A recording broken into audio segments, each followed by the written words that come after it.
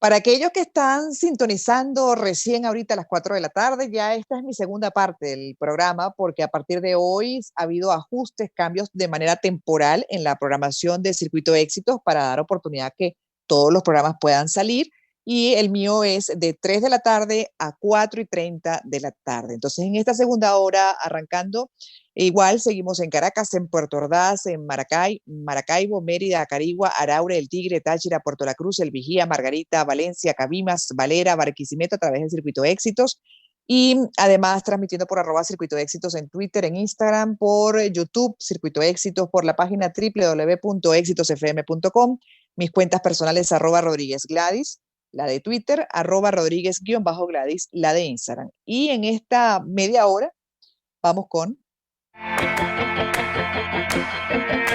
Hechos que dan de qué hablar. Gladys en Éxitos.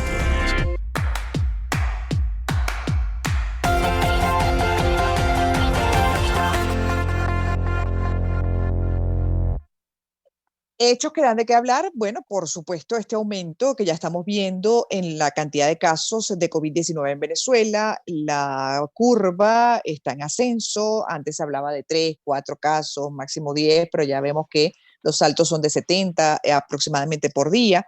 Para hablar justamente de esto, tenemos a un especialista en la materia, el doctor Omar Arias, es físico médico, científico, profesor de la Escuela de Salud Pública de la Universidad Central de Venezuela. ¿Cómo está? Bienvenido.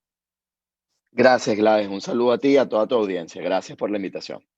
¿Qué observaciones puede hacer y puede compartir con nosotros con relación a este cambio que vemos, que advertían especialistas que iba a ocurrir seguramente para mayo, junio, incluso julio, el aumento de número de contagios a pesar de la cuarentena? Pero ¿qué interpretación hace de lo último que hemos visto? Fíjate, gracias, Gladys. Bueno, nosotros lo comentamos incluso en la entrevista que tuvimos hace Sí. unas semanas. Ujú. Habíamos hablado un poco de la estimación de lo que podía ocurrir precisamente a mediados de mayo. Es decir, mira, la tendencia, o sea, queremos explicar algo, ¿no? Más allá de todas las posibilidades en términos de, bueno, si el virus fue o no provocado en un laboratorio, si fue enviado por unos o por otros, lo que sí es cierto es que todo virus tiene un proceso, digamos, bastante natural y bastante predecible. ¿Qué ocurre en este sentido? Fíjate, Gladys, cuando comenzamos a hablar, evidentemente, una de las particularidades que tenemos en el caso venezolano es que nosotros ya estábamos desde el año pasado, digamos, con un cierto cierre de lo que serían nuestras fronteras, ¿sí? Ese es el primer punto, es decir, Ujú, ujú. nosotros ya estábamos apartados de lo que era esa relación o esa movilidad que existía en todo el mundo. Entonces, evidentemente, los casos que llegaron a nuestro país, si recuerdas, bueno, empezamos el 14 de marzo con 2 primeros casos, luego fuimos incrementando, digamos, en muy pocos casos, todos casos importados. Esa es la primera fase del crecimiento, digamos, del brote en el país. Pero luego, inevitablemente, esas personas tuvieron contacto con otras personas de manera asintomática y eso va creciendo. Ciertamente, digamos, en medio de toda la situación que vive Venezuela y considerando la crisis de gasolina, considerando toda la crisis en términos de, bueno, la búsqueda de alimentos, el tema del trabajo, etcétera, evidentemente impulsó a que esas personas que estaban asintomáticas estuvieran también en contacto con otras personas en diferentes entornos, ¿no? Entiéndase, en el Ujú. supermercado, en cualquier parte. ¿Qué ocurre? Evidentemente, esta era la fase en la que no queríamos que se llegara, pero que ya estamos llegando, que es la fase en donde comienza el crecimiento exponencial del brote. ¿Qué ocurre con esto? Lo advirtieron las academias, la Academia de Ciencias hace pocos días y obviamente vimos Sí. cuál fue la respuesta del Ejecutivo Nacional, digamos, y en el caso de Diosdado, y sin embargo, no es que estos casos sean importados o que sean generados ahora de la academia, no, es que sencillamente basado en la historial podemos entonces prever qué es lo que puede ocurrir en el futuro. Actualmente estamos en un crecimiento, sí, sostenible de más de 50 casos diarios y obviamente la tendencia, lo que nosotros esperamos es que, bueno, muy probablemente de aquí al sábado domingo podemos estar llegando a los 1000 casos. Es decir, antes para llegar a 100 tuvieron que pasar, digamos, 20 días. Sin embargo, ahora para llegar a Va a 100 ser más probablemente rápido. en mediodía o en un día lo vayas a obtener. Exacto. Claro, pero ahora la pregunta también que uno se hace es con relación a la capacidad de las autoridades para poder mantener, digamos, o tratar de frenar la propagación, porque una de las recomendaciones de la OMS y los países donde se ha visto resultados es hacer muchos test, poder diagnosticar a tiempo, establecer ese aislamiento en el positivo y los contactos directos, de manera de que esto se pueda frenar. Si eso no se hace, entonces, ¿de qué estamos hablando? Tal cual. Y ese es el segundo punto. El primer punto, ya sabíamos que en Venezuela teníamos ese primer cierre y obviamente eso frenó a que el ingreso de nuevos casos fuese mucho menor del resto de los países. Pero ahora Claro, muy bien, y has dado en el punto. Ahora viene esta segunda fase, es decir, ya empezó todo lo que es el contagio interno. ¿Qué pasa interno. en esta fase? Exacto. Entonces, ¿qué ocurre en esta fase en donde ya los contagiados son venezolano a venezolano o local a local? Entonces, en este momento, evidentemente, es cuando cumplen un papel protagónico en las medidas restrictivas en términos de no solamente el distanciamiento social o físico, el distanciamiento físico, sino más allá de eso, las medidas efectivas de cuarentena.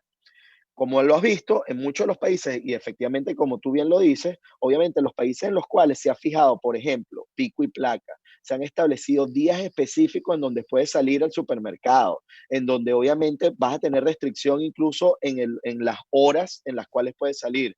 Una especie de toque de queda nocturno, por ejemplo, para no promover esos intercambios o que la gente trate de salir a pasear, etcétera.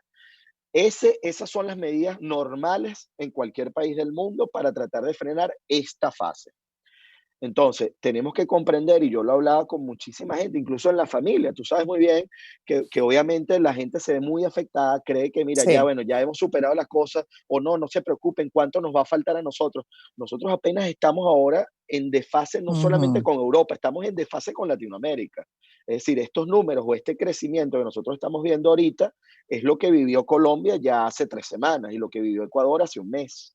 Pero Entonces, ¿qué entonces la pasa? pregunta que uno se hace, por ejemplo, en estas circunstancias, como ya estamos viendo que esto además era algo que se estimaba, porque por mucho bloqueo, ¿no? O control y Sí. aislamiento, igual siempre se te escapa algún caso que sigue multiplicando los Ujú. contagios, pero ya está, ya se instaló. Ahora, ¿qué hacemos? O sea, se supone que debe permanecer la cuarentena por un tiempo considerable, porque ya tenemos 2 meses en cuarentena y aquí estamos, en esta circunstancia, con una curva en Sí, ascenso. sí, Gladys, fíjate, mira, ¿cuáles son las recomendaciones? Mire, yo creo que aquí hay dos papeles, ¿no? Está el papel de nosotros como ciudadanos y el Sí. papel de un gobierno serio que obviamente y a todas luces obviamente se desenmascara que no le importa a la gente. En términos de nosotros los ciudadanos, el primer llamado que debemos hacer a todos quienes nos escuchan es, número uno, si usted siente algún tipo de síntoma, si usted siente que tiene un poco de fiebre, algún malestar en la garganta, un poco, digamos, de falta en la respiración o dificultad respiratoria, la recomendación es primero quedarse en casa. Ciertamente, llamar, digamos, a su médico de cabecera, estimar algún tipo, pero primero, considerarse como si fuese un positivo. ¿Qué quiere decir esto? Bueno, mira, inmediatamente yo debo usar mascarilla, debo entrar en el menor Responsablemente. contacto posible de manera responsable. Este es el llamado a nosotros como ciudadanos, porque aquí es donde nosotros de verdad podemos hacer un cambio y de verdad te agradezco enormemente, Gladys. Obviamente aquí es tu papel fundamental como periodista, es decir, no solamente informar, sino transmitir además qué vamos a hacer nosotros los que sí podemos hacer algo. Entonces, lo primero es ese llamado de atención a que si tengo algún tipo de síntoma, permanecer en casa o darme como que si estuviese positivo. En ese sentido, uso de mascarilla, distancia social, tratar de no estarme movilizando para acá y para allá, tratar de permanecer en casa el mayor tiempo posible. Sabemos que esto es muy difícil en nuestro país, sabemos que hay muchas personas que viven el día a día de manera literal, que si no salen a trabajar no producen.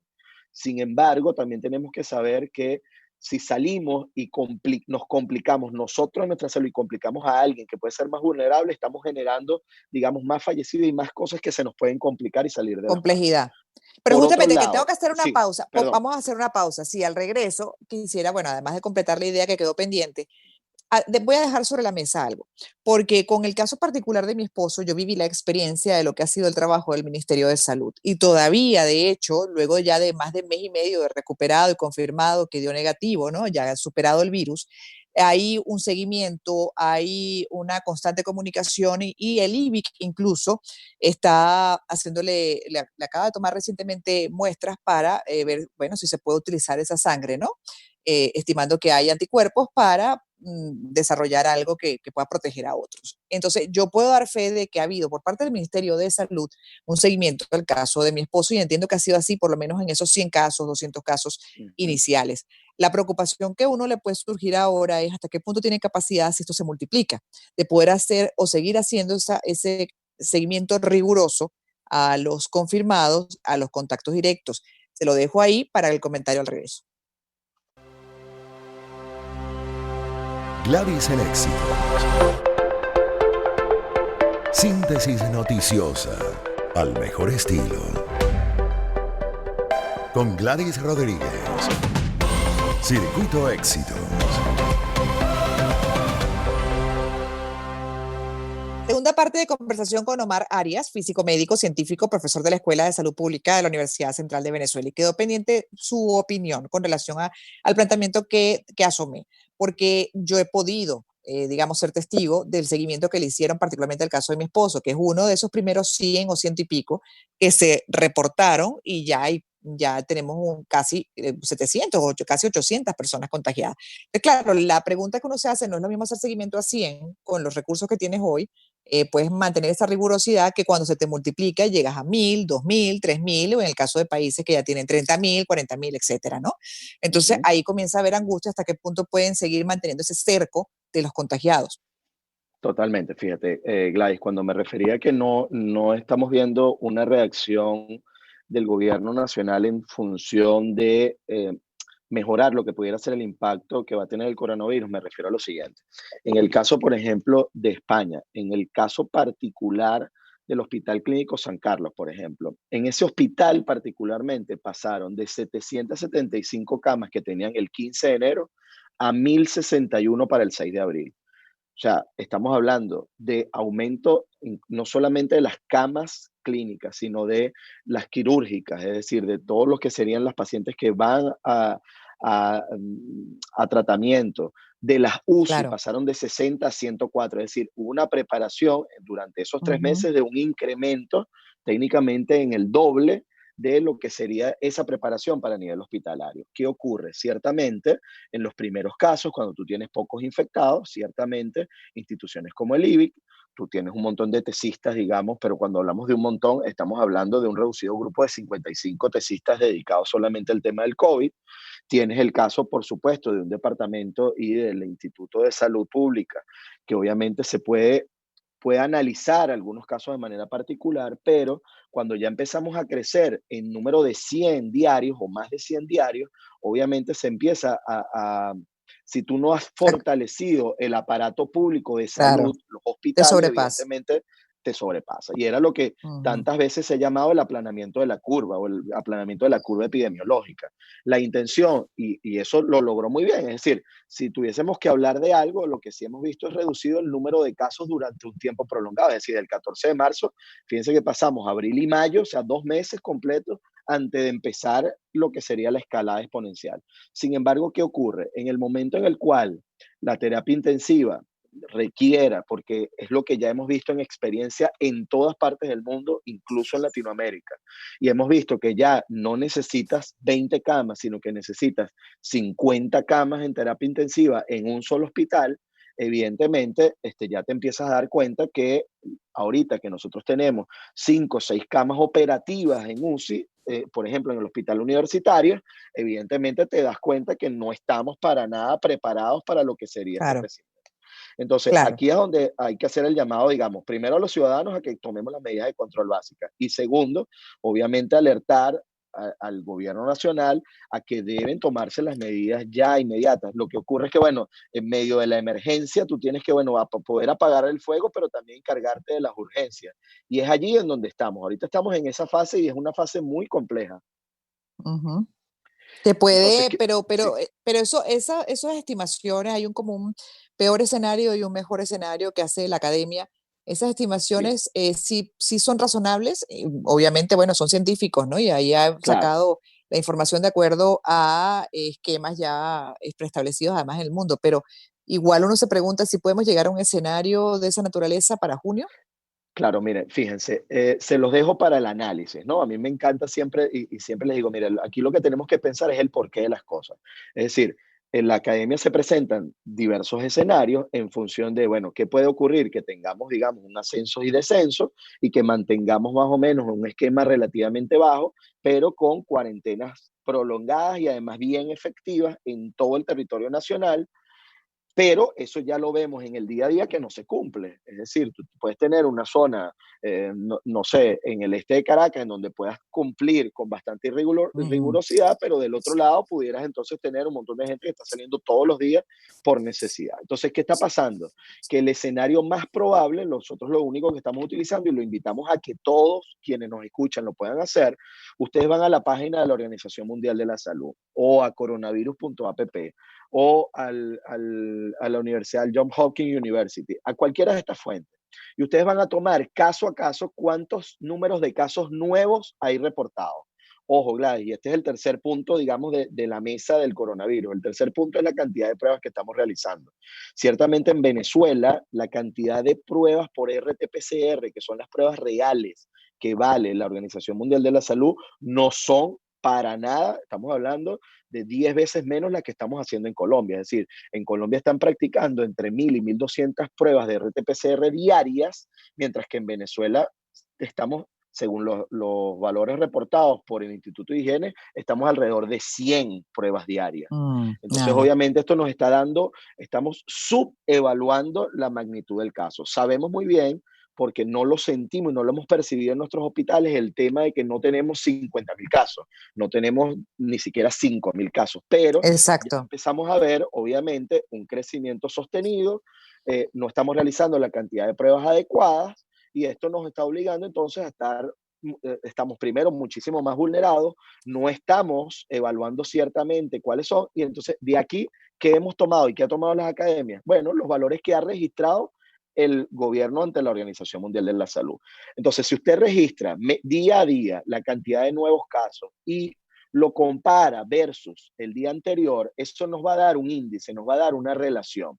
Ese factor tiene en su poder, digamos, o en el análisis, ese factor entre los nuevos casos versus el día anterior, es lo que nos da la relación de nuevos infectados. Es decir, nos está diciendo, bueno, mira, sí, considerando el nivel de exposición, es decir, la probabilidad de contagiar a otras personas, cumpliendo o no con los diferentes factores que se han mencionado en términos de la cuarentena, el distanciamiento, etcétera, cuánto es la probabilidad de que generen nuevos casos. Ante eso, el escenario más probable es que obviamente comencemos con un incremento ahorita de 120 o 130 personas diarias, luego pasemos a 150, 200 y así hasta que vayamos a tener, digamos, incremento de 500 o 600 personas diarias. Bajo este esquema que te está planteando, que estamos planteando nosotros desde la ciencia, bueno, que ciertamente en 3 semanas con un crecimiento de esta magnitud, evidentemente nosotros vamos a poder llegar a números que son relativamente complejo. Y cuando hablo de relativamente Claro. complejo es que pudiéramos estar hablando de 10.000 casos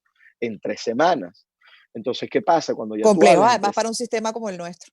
exactamente, cuando tú hablas de 7 o 10.000 casos en hospitales, Gladys, como por ejemplo el hospital de Cumaná, en donde solamente le llega agua una vez cada 15 días, ¿sí?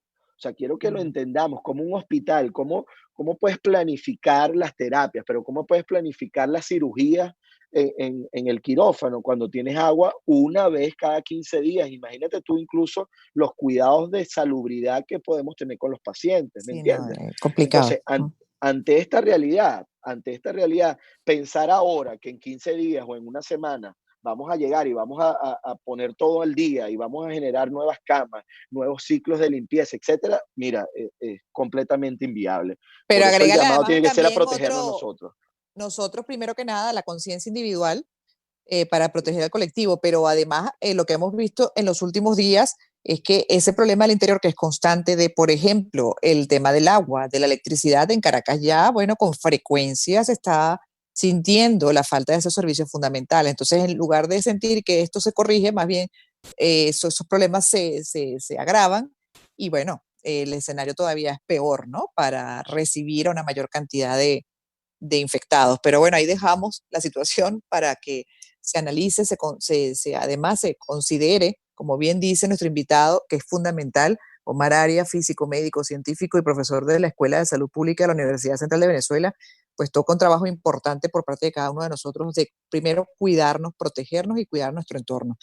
Gracias por haber aceptado esta invitación. Una vez más, seguiremos analizando, porque bueno, en el caso de Venezuela, pues recién ahora es que comenzamos a ver cifras que la gente, por cierto, cuestiona o muchos dudan que sean así. Incluso se ha asomado la matriz de opinión de que esas cifras realmente, esos supuestos aumentos no son tal y que básicamente es para justificar lo otro que es la paralización por falta de combustible. A ese comentario que dice usted, y ya para cerrar.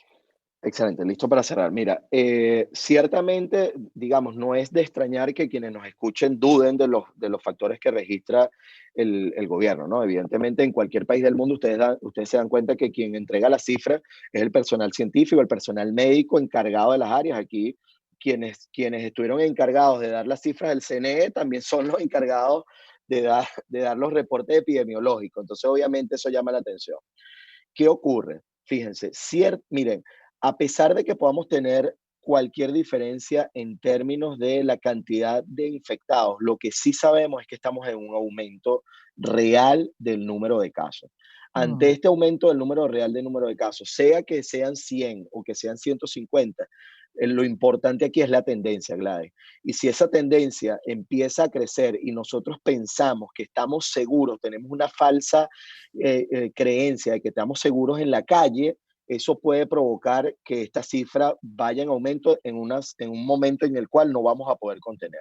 Entonces, mi Claro. invitación es, ciertamente tenemos una paralización de actividades de facto por el hecho del combustible y por una cantidad de cosas, pero evidentemente lo que tenemos que hacer el llamado es a mantener la calma, a entender que estas 2 semanas serían claves para tratar de frenar esa incidencia en el contagio que puede poner, Mm. digamos, aún más en entredicho lo que pudiese ser nuestro sistema de salud público y el potencial de poder trabajar nosotros con nuestros pacientes. Gracias. Una vez más, Omar Arias, físico, médico, científico y profesor de la Escuela de Salud Pública de la Universidad Central de Venezuela. Gracias, gracias.